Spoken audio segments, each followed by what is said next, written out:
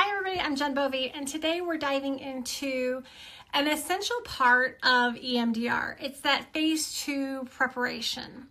This phase is all about equipping clients with the tools that they need for a successful healing journey, right? We all know that part. My biggest recommendation for clinicians who are working in that phase 2 preparation stage is to really make sure that your client is really well regulated.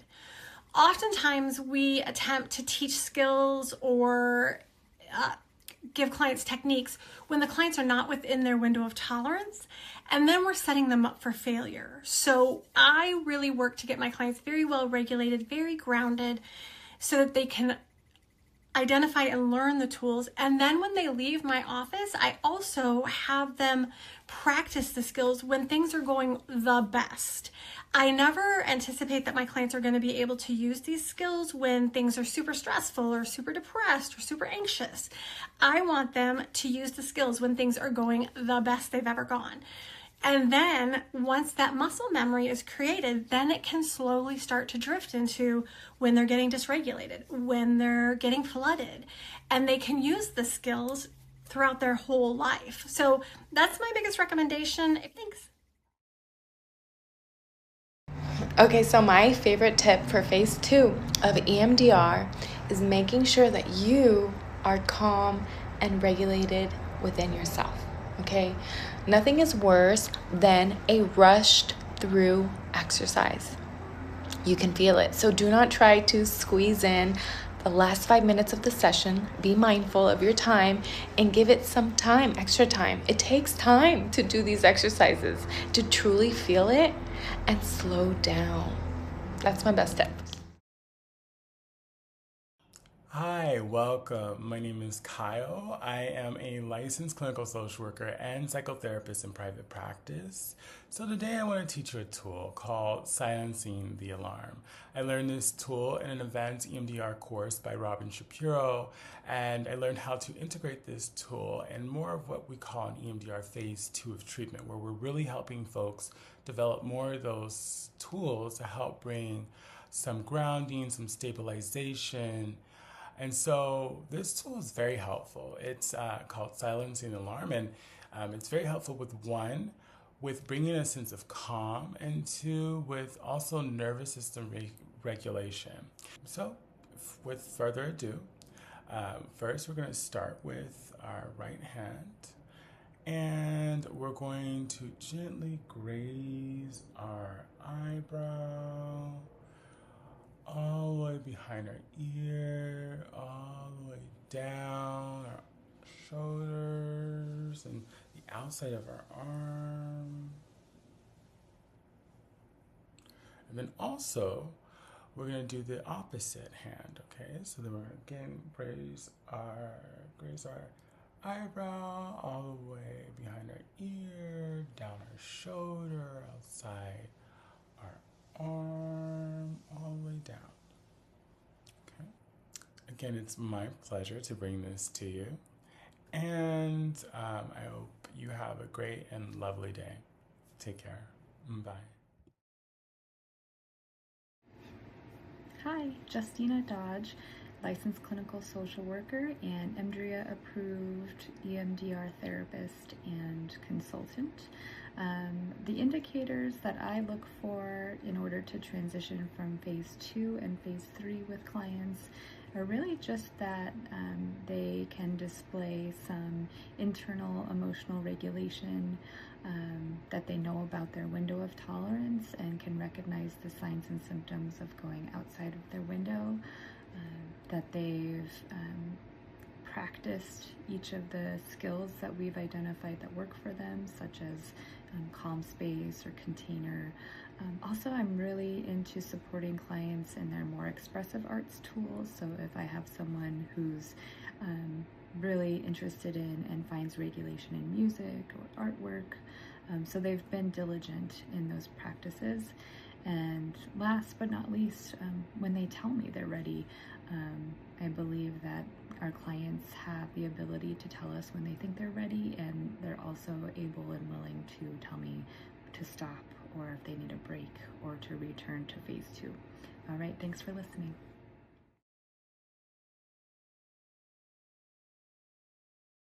I will be sharing the best tips for EMDR phase 2. When someone is learning phase 2 for the first time, it's completely normal for thoughts to show up, such as, I'm not going to get this right, or what's even the point of this?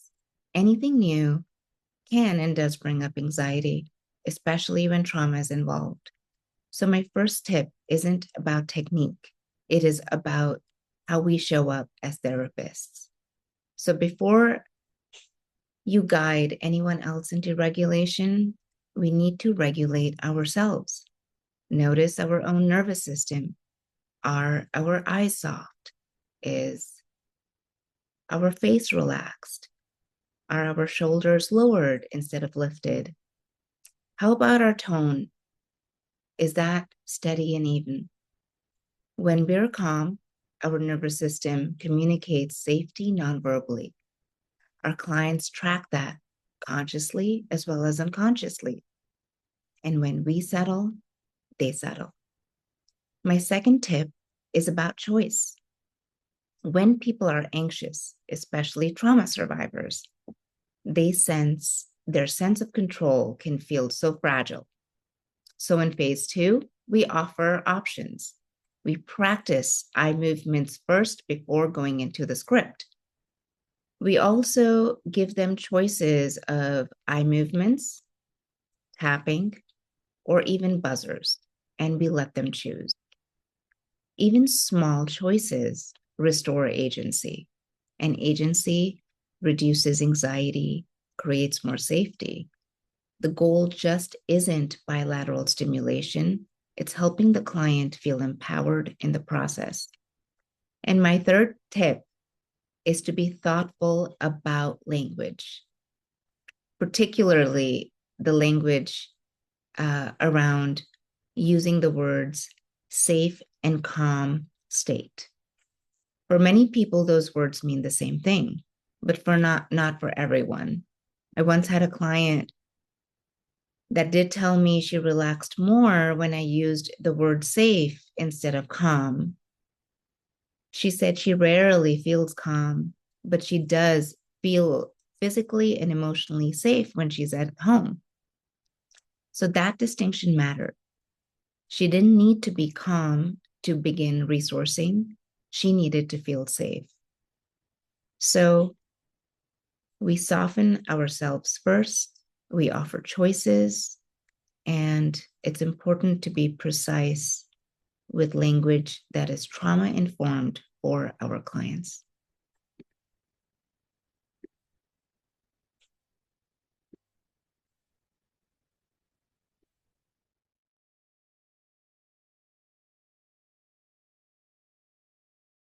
Hello, my name is Crystal Hines, and I'm an EMDRIA approved trainer and consultant. And I have 2 questions that I love to ask during my phase 2 time with clients. And the first one I ask more toward the beginning of getting to know someone or beginning of phase 2, which is, and I'll lean in and say, I'm going to ask you a really obnoxious therapist question. And I say, how do you feel about feelings? And the way they answer that question gives me so much information about their distress tolerance, their affect tolerance, their comfortability with being with emotions and sensations, their ability to name and notice emotions and sensations. So that question opens the door for what are some of the skills that we need to work on here. And it's a fun way to build rapport. And then later on in phase 2, as I'm getting to know people a bit more, and we have some skills that we've established. I like to do a parts check-in because I integrate IFS and parts work into EMDR, and I will say, are there any parts of you that have any concerns about us moving into some EMDR reprocessing? And so, or I might say, are there any parts of you concerned about working on this past stuff? And then based on how they answer, will give me a sense of some protective parts that might need a little support before we actually go into the reprocessing phases. All right, thank you. This is a 2-minute tip that I want to share. It's called the feelings bottle. And what I put into this bottle of water is rocks and stones and dirt. And I tell children that come to my room, I use it for 2 different purposes. One is to explain to children why they need to breathe. Because when we shake things up and we're very upset and very, very angry and things are flying around, we can't think. But look what happens when we breathe and when we wait. All the dirt and all the stuff settle to the bottom. Now, that doesn't mean our problems go away, and that's why you're in my room, in my therapy room, but at least you can think. At least you can think. And the other thing that I do with this bottle is I explain to children that sometimes we feel yucky inside. And when you come to learn your feelings and your emotions in my room, this could be a very yucky feeling about the way you're feeling. And if we learn to talk about our emotions and help them come out, the yucky feelings, then it will also settle.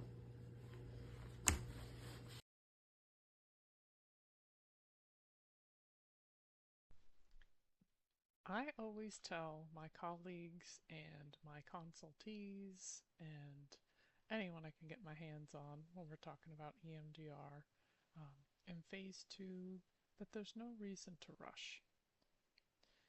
When we really view it as a box to check off, whether it's because just the client's excited and ready or because we want to get to the work, it is the work. And if we want to build confidence in our folks and build that true emotional safety, spend as much time as you need. And between you and the client's infinite wisdom, knowing when to shift to the next phase will come together as a conversation. As we look at Francine Shapiro's description of phase 2, her description of preparation is very clear. It's about safety. It's about expanding the window of tolerance. It's about strengthening that dual attention.